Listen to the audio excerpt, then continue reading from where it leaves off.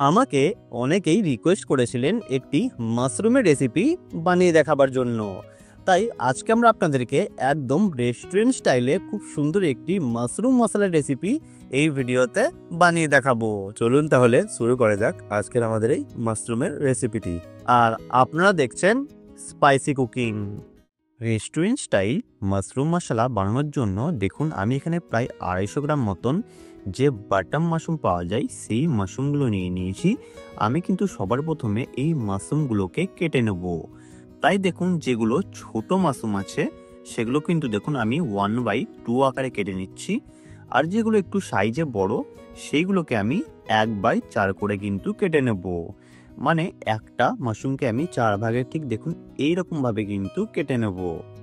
আপনারা ঠিক এইরকমভাবে কিন্তু প্রত্যেকটা মাশরুম কেটে নেবেন, বেশি ছোট করবেন না, নইলে কিন্তু এই মাশরুমগুলো গলে যেতে পারে। দেখুন আমাদের কিন্তু এখানে মাশরুম কাটা হয়ে গিয়েছে। তারপর এই মাশরুমটাকে সবার প্রথমে একটা সিম্পল ম্যারিনেশন করব। ম্যারিনেশন করার আগে আপনারা কিন্তু অবশ্যই মাশরুমটাকে ভালোভাবে ধুয়ে নেবেন। তারপর দেখুন সবার প্রথমে আমি কিছুটা পরিমাণে লবণ ও হলুদ দিয়ে দিলাম। আর দিয়ে দিচ্ছি এখানে কিছুটা পরিমাণে লাল লঙ্কার গুঁড়ো। তারপর আমি কিছুটা পরিমাণে সর্ষের তেল দিয়ে ভালোভাবে কিন্তু এই মাশরুমটাকে মাখিয়ে নেব। আপনারা কিন্তু এই কয়েকটা জিনিস দিয়ে ভালোভাবে মাখিয়ে নেবেন, যাতে লবণ, হলুদ ও ঝালের মিশ্রণটা ভালোভাবে এই মাশরুমের মধ্যে অ্যাবজর্ব হয়। তারপর আপনারা এই মাশরুমটাকে মোটামুটি প্রায় 1/2 ঘন্টা মতন কিন্তু অবশ্যই ম্যারিনেশন হতে রেখে দেবেন। যতক্ষণ ম্যারিনেশন হচ্ছে ততক্ষণ চলুন আমরা গ্রেভিটা তৈরি করব। তাই আমি এখানে একটা কড়াইয়ের মধ্যে কিছুটা পরিমাণে সর্ষের তেল গরম হওয়ার জন্য দিয়ে দিয়েছিলাম। তারপর এই সর্ষের তেলের মধ্যে কিছুটা পরিমাণে গোটা জিরে ব্যবহার করলাম। তারপর দেখুন আমি এখানে প্রায় 250 গ্রাম মতন পেঁয়াজ একদমই ছোট ছোট করে কেটে নিয়েছিলাম। সেই পেঁয়াজটা তেলের মধ্যে দিয়ে ভালোভাবে ফ্রাই করে নেব। পেঁয়াজটা গলিয়ে নেওয়ার জন্য আমি কিছুটা পরিমাণে লবণ দিয়ে দিলাম। তারপর ভালোভাবে আমি নাড়াচাড়া করতে থাকবো যতক্ষণ না এই পেঁয়াজের কালারটা ব্রাউন হয়ে আসছে। আপনারা যখন এই পেঁয়াজটাকে ফ্রাই করবেন তখন কিন্তু একদমই ফুল স্টিমে ফ্রাই করার চেষ্টা করবেন। তারপরে দেখুন আমি এখানে প্রায় 2 চামচ মতন আদা রসুন বাটা দিয়ে দিলাম। তারপর আমি ভালোভাবে আবারও নাড়াচাড়া করতে থাকবো যতক্ষণ না এই আদা ও রসুনের কাঁচা গন্ধটা আসে সেটা চলে যাচ্ছে।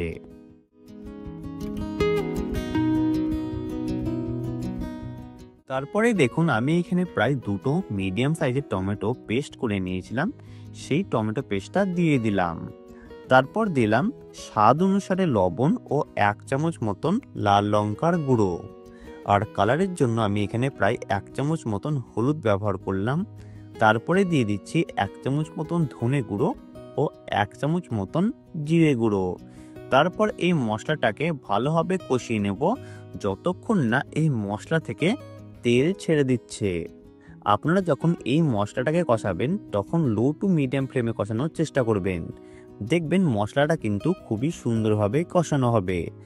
যতক্ষণ মশলাটা কষানো হচ্ছে ততক্ষণ দেখুন আমি এখানে প্রায় 25 গ্রাম মতন কাজু ভেজানোর জন্য দিয়ে দিলাম। ভেজানো হয়ে গেলে আপনারা কিন্তু একটা ফাইন পেস্ট তৈরি করে নেবেন। তারপর এই গ্রেভির মধ্যে আমি দেখুন এই কাজু পেস্টটা দিয়ে দিলাম।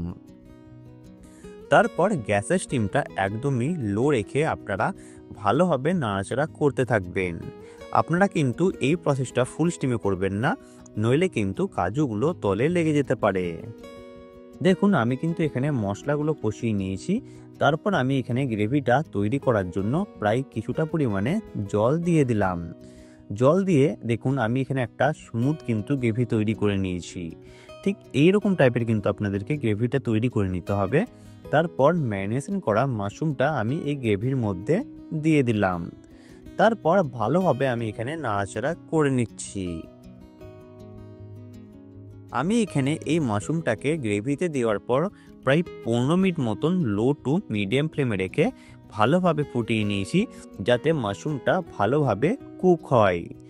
দেখুন আমাদের কিন্তু এখানে মাশরুম প্রায় 90% মতন কমপ্লিট। আপনারা দেখে নিশ্চয়ই বুঝতে পারছেন যে মাশরুম কিন্তু প্রায় হয়ে এসেছে।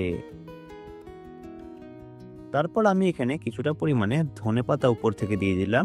ধনেপাতা দিয়ে দিলেই আপনাদের এখানে কিন্তু রেস্টুরেন্ট স্টাইল মাশরুম মশলা পারফেক্টলি তৈরি। আমাদের এই মাশরুম মশলার রেসিপি আপনাদেরকে কেমন লাগলো আপনারা কিন্তু অবশ্যই কমেন্ট করে জানাবেন।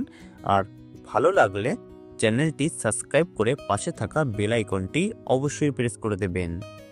এই রকম আরও অনেক নতুন নতুন ভিডিও অথবা কোনো কিছু রেসিপি শিখতে অথবা জানতে হলে আমাদেরকে কমেন্ট করে জানাবেন, আমরা আপনাদেরকে অবশ্যই বানিয়ে দেখাবো। ভালো থাকবেন, সুস্থ থাকবেন।